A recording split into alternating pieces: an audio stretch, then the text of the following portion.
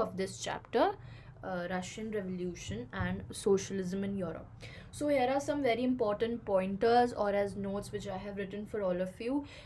In the previous lecture, we discussed about liberals. Those were the people who were open towards change. They wanted some sort of change or some sort of reform in the society, in the social and in the political uh, fields, you can say.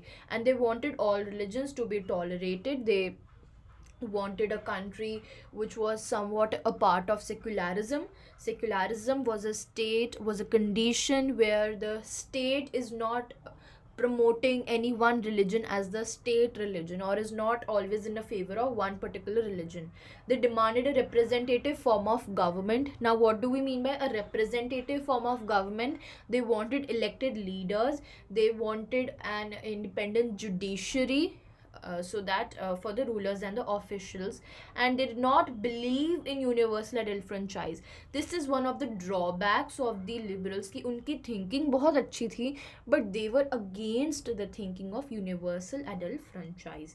वो they used to mobilize only men and the propertied sections of the societies.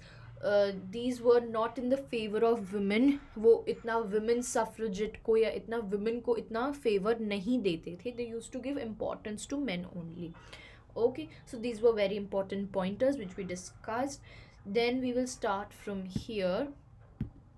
Or one more point, if we say that if you can say if a system or a community is having all the ideologies like liberals but is also adding this universal adult franchise, or they are in the favor of the women suffragette, then those people would be known as democrats. Very important pointer, that the people who were in the support of women, who supported women's suffrage, who supported the equal rights for women, those were democrats. Okay, very important point to remember. Those were known as democrats. Fine. Moving forward. In contrast, radicals wanted a nation in which government was based on the majority of the country's population. Many supported women's suffragette movements. Unlike liberals, they opposed the privileges of the great landowners and wealthy factors.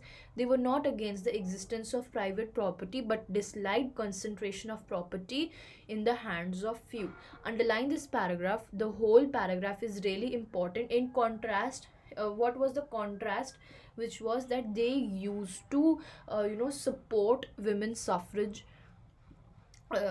Radicals were the ones who used to support women's suffrage. They were not against any type of movements which were led by women.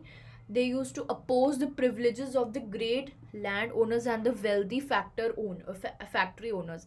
They used to believe that the ones who are ultimately working are the people, are the labor, and they were not against the existence of private property.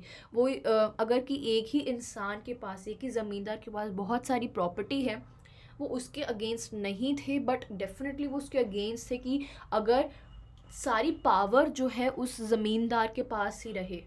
Dislike concentration of property in hands of you. या अगर एक country है जिसकी population 100 crore है but only 10 crore, but only you can say 15 crores of the people of the population are having you can say the properties. So ultimately कहीं ना कहीं ये 10% के पास ही पूरी पार concentrate हो रही है, and they were completely in disbelief or against this type of an ideology.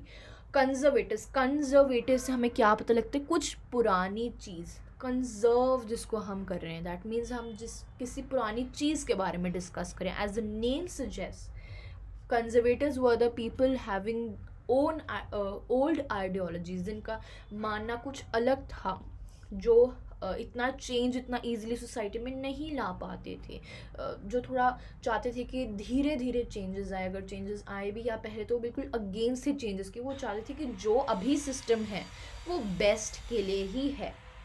Conservatives were opposed to radicals and liberals after the French Revolution. However, even conservatives had opened their minds to the need for change.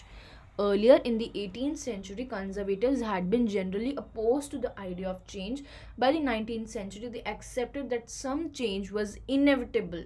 Inevitable मतलब कि ये मतलब बिल्कुल ज़रूरी ही है, but believed that the past had to be respected. What was the ideology of conservatives? That they were completely against to bring any sort of change in the society.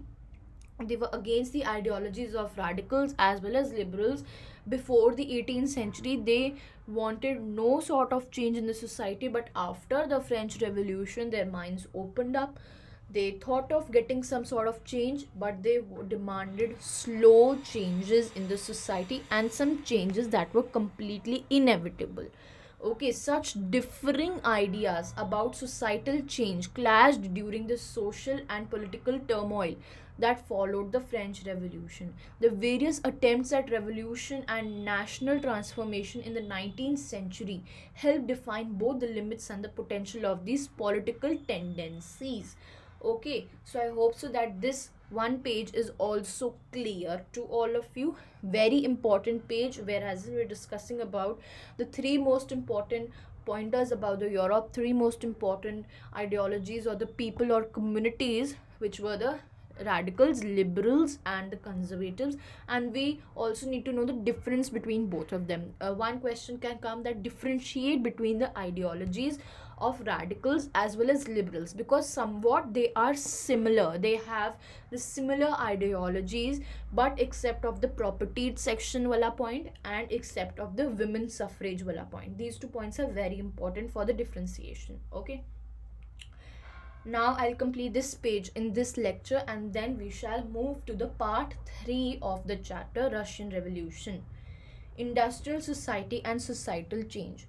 These political trends were sign of new time. What were these political trends? That they wanted change, they wanted change in the society, they wanted reforms in the ideologies, they wanted reforms in the country and the government. It was a time of profound social and economical changes.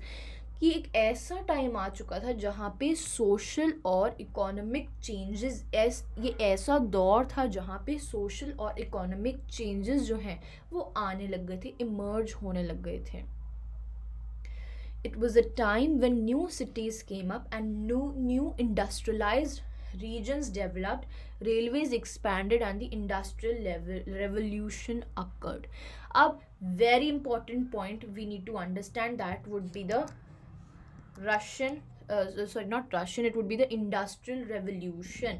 कि what was the Industrial Revolution? But उससे पहले we must understand कि let me highlight this. Yes, कि whenever there is an area, there is a country, for example, okay, and a new sort of political and radical, and you can say new political, radical, and social and economical changes were taking place, are taking place in the country. Now in these economical changes, when I'm referring, so when we are saying about economical changes, that means कि if we want some sort of economic changes to happen in the society, there must be a growth in the industrial sector as well, क्योंकि जो country को एक पैसा आता है वो generally factory से, और जो इंडस्ट्रियल एरियाज जो सेटअप होते हैं उस कंट्रीज़ के, वो ज़्यादातर उस कंट्री का मुनाफा होता है. ठीक है, जैसे जर्मनी में we read about Rhineland was a very resourceful area, वहाँ पे बहुत सारी इंडस्ट्रीज़ और फैक्ट्रीज़ भी थी. सो ये ऐसे एरियाज़ होते हैं जो एक कंट्री की इकोनॉमिकल स्टेटस डिसाइड करते हैं. सो ऐसे एरियाज़ को हम इंडस्ट्रियल एरियाज़ बोलते हैं. तो अब जब इकोनॉमिकल चेंजेस हुए, then definitely more of industries started, the industrial area started. When the industrial area started, I'm just not only talking about how the you can say factories started. The factories also started, but the regions also developed. Develop means more of houses were created, more of creation was there, industrialization. जैसे एक हम नाम बोलते हैं industrialisation, when an area is getting converted into an industrialized area, that is industrialization. Railways expand होने लगी, that means उधर उस एरिया से रेलवेज आने लग गई. एंड डेफिनेटली जब ऐसी चीज़ें होती हैं, सिटीज़ की इमर्जेंस भी तभी बनती है. Why is everybody moving towards Delhi from villages or to Mumbai or some of these hubs, because these are the industrial hubs of India where there are more of employability opportunities, and we call them most developed cities because more of industries are present in those two cities, those two states, and that's why most of the population is running towards both of them cities, because those are the hubs of industries. Clear? So that is industrialization. Industrialization brought men, women and children to factories. So all type of population came towards factories because they wanted to get some sort of employment, they wanted to get some sort of money as well.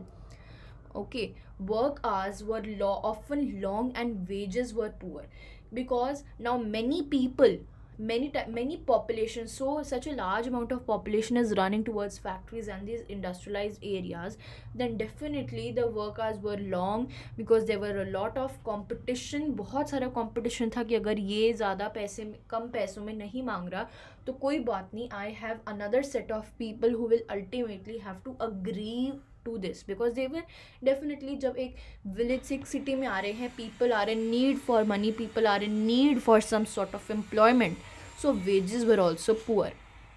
Unemployment was common, particularly during the times of low demand of industrial goods. और unemployment कब common थी? जब किसी industry का इतना अच्छा growth नहीं हो रहा था, इतने इंडस्ट्रियल गुड्स नहीं बिक रहे थे.